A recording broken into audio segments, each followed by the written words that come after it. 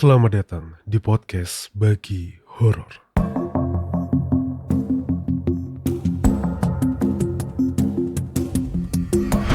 Assalamualaikum warahmatullahi wabarakatuh. Salam sejahtera, Om Swastiastu, Namo Buddhaya, dan salam kebajikan untuk kita semua. Kembali lagi di podcast Bagi Horor, dan tentunya masih bareng aku Arga di sini. Dimana hari ini kita kembali membagikan cerita-cerita dari para sobat horor yang sudah masuk di email. Kalau kalian punya pengalaman, punya cerita, silakan kirimkan cerita kalian di email podcastbagihoror@gmail.com, R-nya 2, bagi horor, atau bisa juga melalui Google Form, itu tanpa email, linknya ada di deskripsi. Kita akan membagikan sebuah cerita yang berjudul Rumah Susun di Kabupaten K dan Anehnya Adikku. Sebelum kita masuk ke ceritanya, jangan lupa buat follow Spotify Podcast Bagi Horor atau platform podcast yang sedang kalian dengarkan sekarang. Jangan lupa juga subscribe YouTube-nya Podcast Bagi Horor ya. Jangan lupa dipencet subscribe, dibantu teman-teman. Walaupun kalian gak mendengarkan di YouTube gak apa-apa, tapi kalian ke YouTube bentar sekarang, cari Bagi Horor, terus di follow. Karena kita Senin sampai Jumat, kita ada live sekitar jam 9:30-an ya. Kita live di YouTube Podcast Bagi Horor dan juga TikTok @Arga Says. Oke, langsung aja kita masuk ke cerita-cerita untuk hari ini. Pasang headset kalian, tutup pintu, matikan lampu. Podcast Bagi Horor siap membagikan ceritanya. Selamat mendengarkan. Rumah Susun di Kabupaten K dan Anehnya Adikku. Assalamualaikum warahmatullahi wabarakatuh. Waalaikumsalam. Hai kak, namaku Ayu. Namaku boleh disebutkan atau disamarkan juga gak apa-apa, bebas. Aku salah satu pendengar setia dari podcast Bagi Horor di Spotify. Jika ada waktu aku selalu dengerin podcast kakak setiap malam. Dan sembari matiin lampu. Podcast kakak yang paling aku suka cara penyampaiannya. Sampai ganti-ganti akun Spotify podcast yang aku dengar dan cari cuman podcast Bagi Horor. Terima kasih ya Mbak Ayu ya. Ini cerita tentang rumah kontrakan yang aku diami beserta keluargaku di Kalimantan Selatan. FYI, kami ini merantau. Sebenarnya ayahku itu orang Jawa Timur asli dan ibuku orang Kalimantan Selatan di salah satu kota besar Banjarmasin asli. Tapi kedua orang tuaku bertemu dan membesarkan aku di salah satu kabupaten dengan inisial K, yang terkenal dengan adanya pintu menuju kota Saranjana. Tapi ini bukan cerita tentang makhluk gaib itu ya. Kami bertiga memilih tinggal di kontrakan karena rumah kami sudah ada di salah satu ibu kota Kalsel dan Jawa Timur. Jadi karena merantau ke Kabupaten K, sehingga cukup tinggal di kontrakan saja, bertiga. Kami pernah tinggal di salah satu kontrakan sebelumnya, dan akhirnya pindah ke dekat gunung di Kabupaten K ini. Dikarenakan disuruh segera pindah oleh pemilik kontrakan. Dengan alasan anaknya yang baru saja menikah ingin menempati tempat kami tinggal. Sehingga ibu dan ayah mencari kontrakan baru. Dan alhasil mendapatkan satu kontrakan di dekat gunung. Rumah kontrakan yang baru ini bisa dibilang rumah atau kontrakan susun gitu. Dan yang dilihat ayahku yang paling bagus itu rumah yang paling ujung kiri, dekat dengan sungai dan dekat sekali dengan pohon bambu. Asli, pohon bambunya itu dekat banget. Sampai-sampai kalau malam ada angin kenceng, daun-daunnya itu pasti kena seng atap rumah dan menghasilkan suara yang kresek gitu. Waktu itu kami menempati kontrakan baru saat aku SD kelas 1, mau naik kelas 2. Waktu itu aku libur sekolah. Seperti biasa ya, karena baru menempati rumah baru istilahnya, jadi kami waktu itu bikin selamatan kecil-kecilan. Dengan ayahku yang memimpin doa dan ibu yang membuatkan bubur habang bubur putih. Atau bubur merah bubur putih ya. Tanpa mengundang orang-orang. Dan memang cuma kami bertiga. Karena kami tidak mampu jika mengundang banyak orang atau membagi-bagikannya ke tetangga. Nah, karena waktu itu aku masih kecil, aku nggak ngeh sebenarnya kenapa kontrakan di situ agak sepi. Sebenarnya kontrakan yang aku diami ini bersebelahan lagi dengan kontrakan sebelah. Jadi susun dampingan dua gitu. Nah ternyata di sebelah kami itu baru juga ada keluarga baru yang nempatin. Mereka orang Jawa juga, merantau. Kalau nggak salah alasan penempatan dinas atau apa gitu aku kurang paham. Nah mereka waktu itu suami istri dengan satu anak cowok, lebih kecil dari aku. Singkat cerita, sudah jalan 2 bulanan lah. Itu aku nggak ngerasain aneh-aneh. Ada suatu saat sore gitu, aku jajan di depan rumah. Kayak ada temen ayahku yang lewat keliling-keliling gang jual terang bulan mini gitu. Kalau orang Jakarta kayak nyebutnya martabak manis ya. Nah kalau di sini namanya terang bulan. Tapi aku beli ini yang versi kecilnya, versi mininya. Nah waktu itu paman yang jualan kan teman ayahku ya. Sempat ketemu ayahku juga waktu aku beli jajanan anak kecil itu. Bincang-bincang lah ya mereka berdua. Teman ayahku ini nyeletuk. Baru pindah di sini ya? Yang mana rumahnya katanya.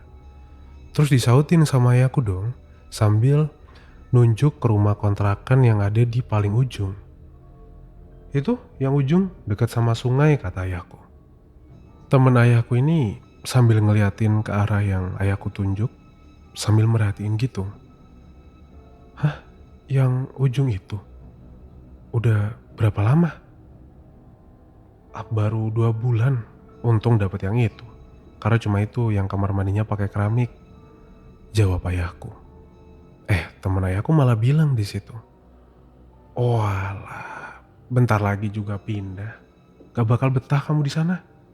Sambil ketawa kayak ngeremehin gitu loh. Ayahku yang disautin gitu, bingung dong kenapa. Terus nanya, penasaran.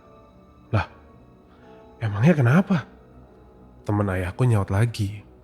Orang-orang yang nempatin 2 rumah di ujung itu gak bakal tahan, gak bakal betah. Pasti kira-kira ya 2 bulan lah paling lama, langsung pindah. Sahut si paman ini dengan pedenya. Ayahku heran dong, makin heran kan. Kayak, hah? Gak percaya gitu sama jawaban si paman. Walah, enggak ah. Emang kenapa aku gak betah? Kamu juga tahu dari mana kabar yang begituan, hah? Loh, aku ini serius. Di situ itu banyak penunggunya. Aku kan sering keliling daerah-daerah ini kan. Dan 2 rumah itu selalu cepat gonta-ganti penghuni. Karena mereka gak kuat digangguin. Aku itu tahu karena penasaran. 2 rumah itu sering sepi. Ayahku yang disautin gitu ketawa aja. Dan gak terlalu mau memperpanjang pembicaraan perihal rumah kontrakan kami. Waktu selesai jajan pun aku langsung masuk ke rumah. Dan masih kepikiran. Apa iya? Rumah yang aku tempati ini angker. Kadang aku kepikiran juga sih, kok cuma rumah yang kami tempatin ini kamar mandinya pakai keramik? Dan kenapa juga penghuni deretan kami nggak mau nempatin yang di sini dan malah milih ke rumah satu deretan yang lain? Karena ini modelnya rumah susun ya. Padahal yang di sebelah-sebelah selain rumah kami itu, kamar mandinya itu cuma dari kayu. Nggak kayak yang kami tempati, pakai keramik. Pernah juga ada tetangga gitu, ngobrol sama ibuku, dan duduk di teras depan rumah. Terus tetanggaku ini izin, mau masuk ke WC. Nyeletuk lagi kan. Wah, bener ya, kamar mandinya pakai keramik. Kok cuman kamar mandi mbak ya yang pakai keramik? Tanya tetangga itu ke ibuku. Ibuku nyaut dong. Wah, nggak tahu juga saya. Kalau mau pindah aja ke sini. Sambil bercanda ketawa gitu, ibuku nyautnya. Enggak mbak, aku nggak berani. Banyak hantunya. Gitu kata tetanggaku ini. Aku yang dengernya makin kepikiran dong. Kepikirannya aku cuma penasaran aja sih, bukannya takut. Soalnya aku cuma ngerasa orang-orang sini terlalu berlebih-lebihan dalam cerita. Cuman, kejanggalan-kejanggalan yang terjadi setelah itu seakan menjawab. Memang, tempatku ini banyak hantunya. Pernah suatu hari, aku main sama temanku cewek. Namanya itu Aulia. Nah, temanku ini punya teman lagi, satu. Namanya, aku lupa sih siapa namanya. Pokoknya cewek lah, dia panggil aja Bunga gitu. Nah, Bunga ini katanya bisa ngelihat apa yang kita nggak bisa lihat. Indigo lah ya istilahnya. Katanya sih. Tapi Bunga ini tunawicara, nggak bisa ngomong. Jadi kami main lah dan temenan tuh pakai bahasa isyarat seadanya. Atau kita pakai teks ngetik gitu di handphone. Dulu handphone kami yang masih Nokia pencet gitu. Nah, kami komunikasi tuh di situ. Terus iseng kan, pernah tuh temanku si Aulia ini nanya ke si Bunga. Pokoknya kira-kira tuh dia nanya, bisa nggak lihat ada apa di rumahnya si Ayu gitu. Terus dia pakai bahasa isyarat gitu. Kalau katanya di rumahku tuh banyak banget orangnya, rame. Ada kakek-kakek, terus ada orang tinggi banget katanya. Pokoknya di rumahku itu yang paling rame lah. Sedangkan pas di sebelah rumahku itu cuma sedikit. Aku lupa tepatnya ada berapa yang ada di sebelah rumahku itu. Tapi katanya di sebelah rumahku itu yang paling serem. Biasanya kalau kami main, terus si Bunga ini ikut, dia kan gak bisa ngomong kan. Dia sering kayak isyaratin gitu kalau gak mau main di dekat rumah sebelahku itu. Kata orang-orang, cuma kami yang paling betah nempatin dua rumah itu sama tetanggaku yang sebelah ini.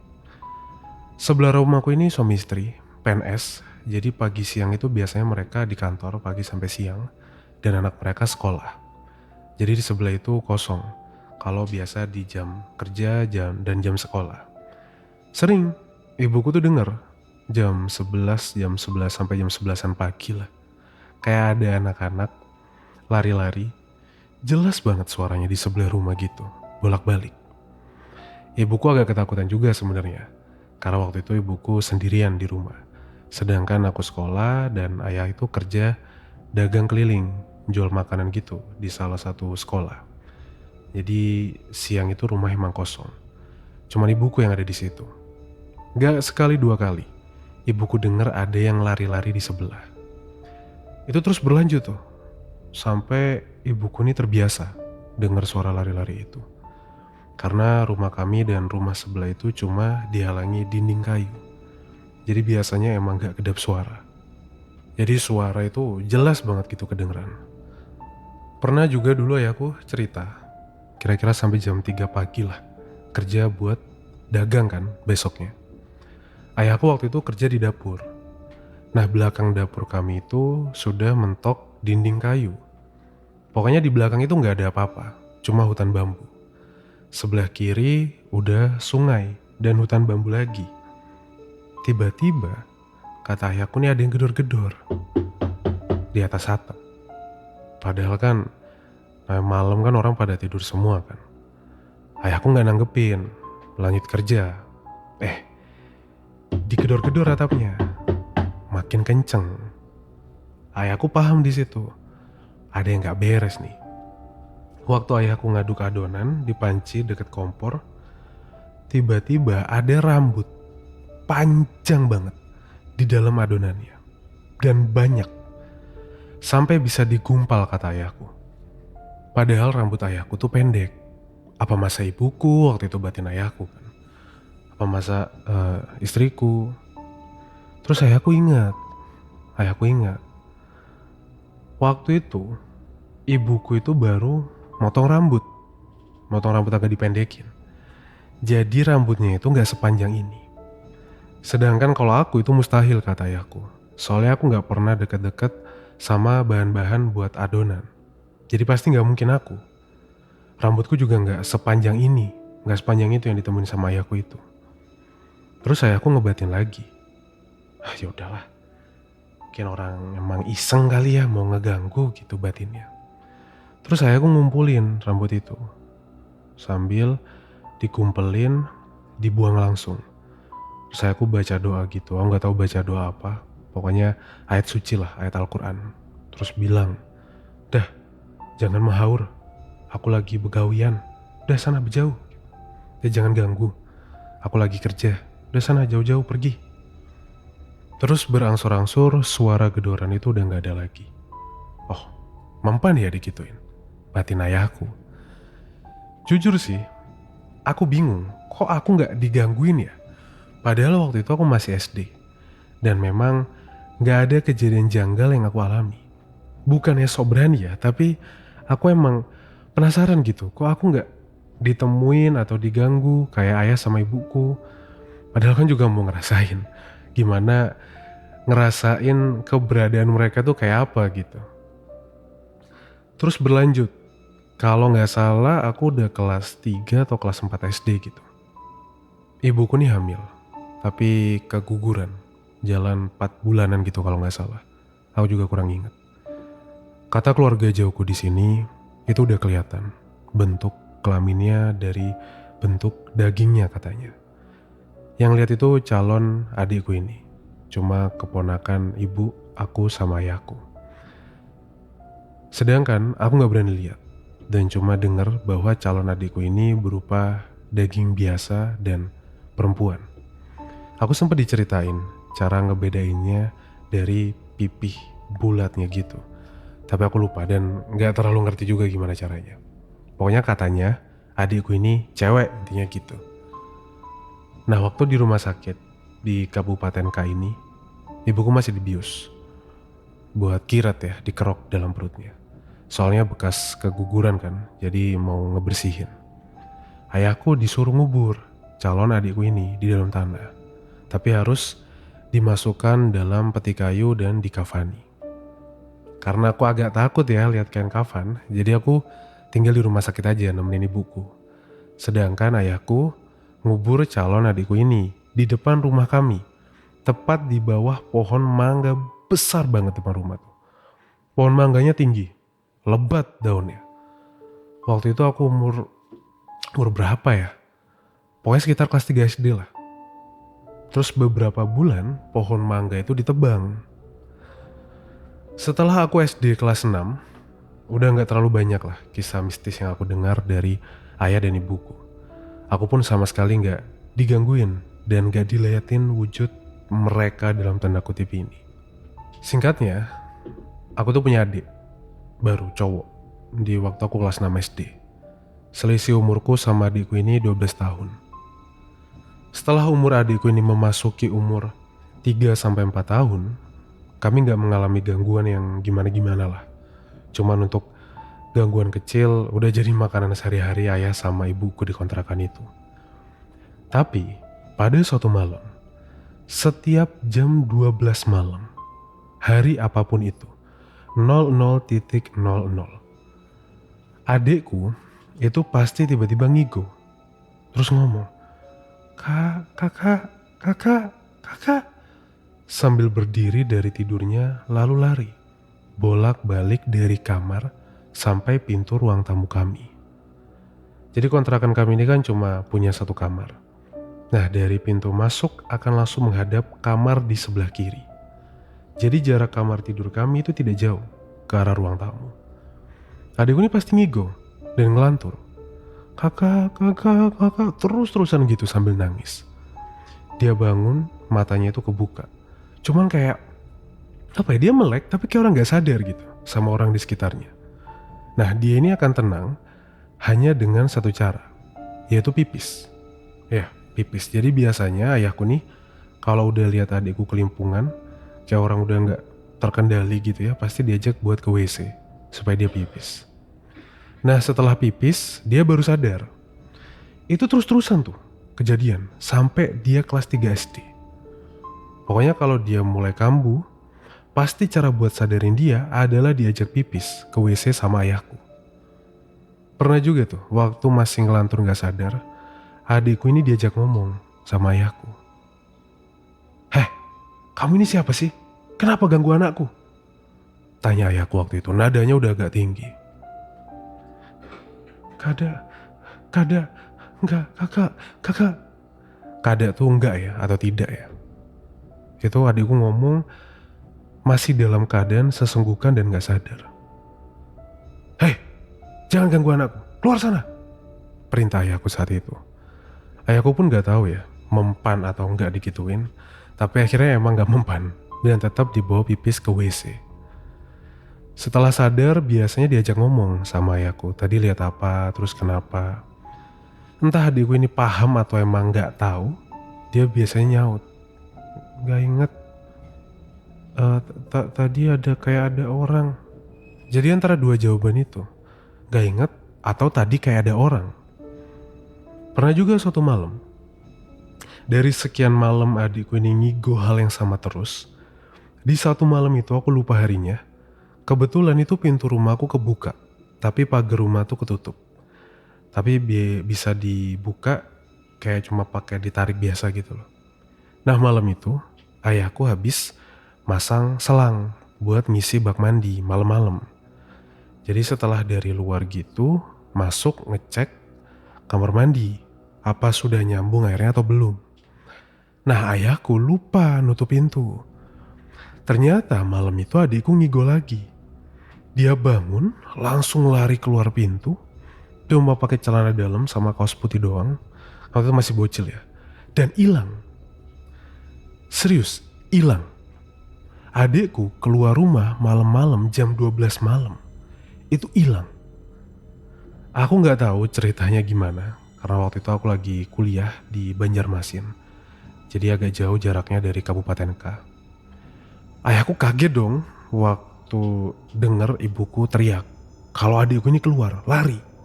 Apalagi ditambah waktu itu udah malam, terus di luar itu masih kayak minim pencahayaan sama banyak pohon-pohon rindang. Otomatis ayahku bawa senter dong buat cariin adikku ini. Kalian tahu adikku itu ditemukan di mana?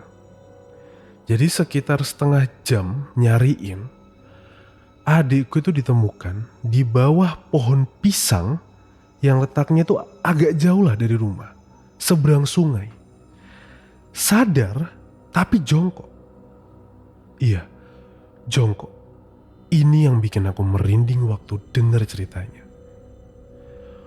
Kok bisa dia bangun tidur terus ngigau sambil lari terus jongkok di bawah pohon pisang? Aneh banget itu ceritanya. Menurutku ini udah gak, sangat tidak wajar ya. Katanya setelah itu adikku tuh dibawa, dituntun sama ayahku buat balik ke rumah. Itu dia udah gak ngiko. Diem aja. Kayak orang setengah sadar lah. Diem gitu. Dan ya tetap dibawa sama ayahku buat pipis ke WC biar sadar. Jadi sampai rumah tetap dibawa kamar mandi suruh pipis. Besoknya ditanya kan ke adikku, tadi malam kenapa kok lari keluar? Dia pasti bilang gak ingat. Tapi asumsi ayahku itu kakaknya yang ganggu. Kakaknya dalam tanda kutip ya. Aku juga gak paham dan gak ngerti ya apakah ini emang si kakak dia atau otomatis ini kan adikku yang lain kan. Atau jangan-jangan ini makhluk jahat yang lain gitu. Saking penasarannya, waktu aku pertukaran mahasiswa ke Malang, aku pernah nanya ke salah satu dosen laki-laki yang beliau ini selalu menyisipkan materi keagamaan setiap beliau mengajar. Beliau sudah cukup berumur. Aku tanyalah ke beliau tentang keanehan adikku ini. Dari dia ngigo sampai kejadian dia lari malam-malam. Karena materi kuliah hari itu tentang syaraf manusia. Jadi aku tanya, apakah keanehan adikku ini berkaitan dengan kelainan saraf gitu? Terus beliau menjawab, semua kejadian di dunia ini tidak semuanya bisa dijelaskan dengan sains atau secara medis. Kemungkinan adikmu diganggu. Coba nanti dibawa ke orang yang bisa melihat dan diobati. Semoga alternatif ini bisa membantu adikmu sembuh. Beliau hanya menjawab seperti itu. Dan aku merasa emang kejadian adikku ini bukan hal yang bisa dilihat secara medis. Padahal aku berharap jawaban yang bisa dijelaskan secara sains dan fakta. Jika kenyataannya memang adikku ini diganggu, berarti memang harus dibersihkan. Tapi sampai sekarang gak ada tindakan yang berarti yang diambil sama ayah sama ibuku. Jadi ya kayak dibiarin aja gitu. Seiring berjalannya waktu juga adikku gak ngigo sesering dulu. Itu akan kambuh jika dia di rumah terlalu bermain atau dia ke trigger habis dimarahi. Nah itu biasanya malamnya kambuh dia. Sekarang aku masih kuliah dan adikku masih ada di Kabupaten K itu. Sekarang kelas 4 SD. Dan udah kayak anak normal pada umumnya lah, biasa aja. Pesanku buat pendengar podcast Bagi Horor, selalu naikkan iman dan ibadahnya. Selalu bentengi diri dengan keimanan dan ketakwaan, agar hal-hal yang merugikan itu bisa terjauhi dan dari kita dan dari keluarga kita. Semoga kisah ini sedikit banyaknya bisa diambil hikmahnya dan dibuang buruknya. Mungkin itu aja Bang Arga cerita dariku. Terima kasih juga sudah dibacakan dan maaf jika tulisan dan penyampaian dari aku kurang rapi dan kurang dimengerti. Salam dari Kalimantan Selatan. Terima kasih. Wassalamualaikum warahmatullahi wabarakatuh. Waalaikumsalam warahmatullahi wabarakatuh. Itu cerita dari Mbak Ayu. Soal rumah, aku sebenarnya masih penasaran yang terakhir, apakah ayah, ibu, dan adiknya Mbak Ayu ini masih tinggal di rumah yang sama, di rumah kontrakan yang sama. Karena tadi kan di terakhir Mbak Ayu bilang adiknya masih ada di kota Kabupaten K kan. Apakah adiknya dan ayah ibunya masih ada di sana? Di kontrakan itu. Karena kadang serba salah ya teman-teman ya. Maksudnya serba salah itu, rumah yang aku tempati sekarang. Dulu ada orang pintar datang gitu dan bilang, rumah ini banyak penghuninya lah. Ada genderuwo. Terus daerah tempat aku tinggal, katanya dulu ada rumah yang di situ orang yang bisa lihat itu nggak berani lewat. Jadi lebih baik milih muter. Dan itu deket banget sama rumahku. Sekarang sih udah aman. Sekarang udah nggak ada masalah. Udah ditempati. Dan yang nempati pun aku rasa fan-fan aja di rumah itu. Gak ada masalah. Dulu banyak cerita. Katanya ada tukang lagi benerin sesuatu dibangunin perempuan padahal rumah itu kosong. Terus ada bukan pos. Orang jaga malam gitu lewat terus dilihatin sesuatu. Banyak yang bilang. Tetangga-tetangga di sini juga banyak yang bilang. Gak sering lihat sesuatu. Tapi dulu waktu aku kecil, bapakku tuh selalu tidur di atas jam 12. Jam 1, setengah 1 itu baru masuk ke rumah. Jadi di teras masih ngerokok di teras, diem. Terus setengah 1 kadang baru masuk rumah. Begitu juga dengan ibuku. Ibuku tuh kadang kalau jemur baju, cuci baju kan malam. Kadang baru beres nyucinya tuh jam 12, itu baru jemur baju. Jadi sebelum tidur dijemur dulu, terus baru tidur. Terus jam setengah 3, setengah 4 dari dulu kan aku emang udah punya kucing ya dari SD, SMP. Setengah 4 tuh bangun ngasih makan kucing, subuhan, keluar rumah. Itu ya nggak pernah ada apa-apa. Tapi tetangga banyak yang bilang pernah lihat lah segala macem. Temanku SD juga bilang takut kalau lewat situ. Tapi sampai sekarang nggak pernah diganggu. Tapi menurutku kalau sekarang sih orang tuanya dan adiknya Mbak Ayu masih tinggal di Kabupaten K ini, ya ini rumah bro, kita tinggal di sini gitu. Selama rumah itu menurutku ya, selama rumah itu dipakai untuk ibadah, dipakai untuk halal baik, harusnya semakin lama semakin lama benteng itu akan semakin kuat dan dijauhkan dari hal-hal yang sifatnya buruk. Gitu kan, selalu seperti itu kan. Semoga adiknya Mbak K lagi, adiknya Mbak Ayu udah nggak sering ngigo kayak gitu ya, karena serem juga. Emang bener, pas bagian jongkok di bawah pohon pisang, aku merinding, gitu seluruh badan. Wah gokil. Tiba-tiba lari keluar rumah, terus jongkok di depan pohon pisang. Ini kayak kisahnya si Iqbal ya, Mas Iqbal ya. Sebelum pernah malam-malam tiba-tiba bangun hilang karena ruang tamu nggak dikunci atau gimana gitu. Dia masih kecil keluar rumah, terus ditemukan di bawah outdoornya AC kalau nggak salah, depan pohon gitu. Katanya diajak main sama nenek-nenek. Tapi waktu itu Mas Iqbal ceritanya waktu masih kecil sih, jadi dia nggak tahu. Bukan ngigo ya, dia sadar kalau diajak main, tapi karena namanya anak kecil ya, diajak main ya hayu aja gitu kan, berangkat. Itu kayak pengalaman-pengalaman yang Kadang terjadi ketika orang itu masih kecil dan ya orang itu nggak bisa ngasih apa ya, masih boleh aja aku tanyain, inget nggak kejadian waktu itu? Enggak sama sekali. Nenek-neneknya inget nggak? Enggak. Ya karena masih kecil banget. Karena itu yang jadi pertanyaan besar ya di otak aku ya. Atau di otak kita semua lah, pikiran kita semua. Kalau ada anak kecil, ngelihat sesuatu, nangis, nunjuk-nunjuk di sudut ruangan, atau kayak Iqbal yang diajak main sama nenek, mohon maaf ya, ada tek tek tek tek ya teman-teman ya. Atau kayak Iqbal yang diajak main sama nenek-nenek, tapi kayak gak bisa ngasih tahu benar waktu itu lihat nenek-nenek rambutnya panjang. Masalahnya soalnya anak kecil kan nggak mungkin bohong kan. Anak kecil kan anak kecil kan jujur gitu. Apa yang dia lihat ya itu yang dia ceritakan. Dia kayak nggak punya tedeng aling-aling, aku takut-takutin gitu. Nggak punya perasaan itu kan anak kecil kan. Ya apa yang dia lihat dia akan ceritakan. Itu serem sih kalau anak kecil bisa kayak gitu. Aku bayangin aja serem. Itulah, semoga banyak hikmah yang kita bisa ambil dari Mbak Ayu.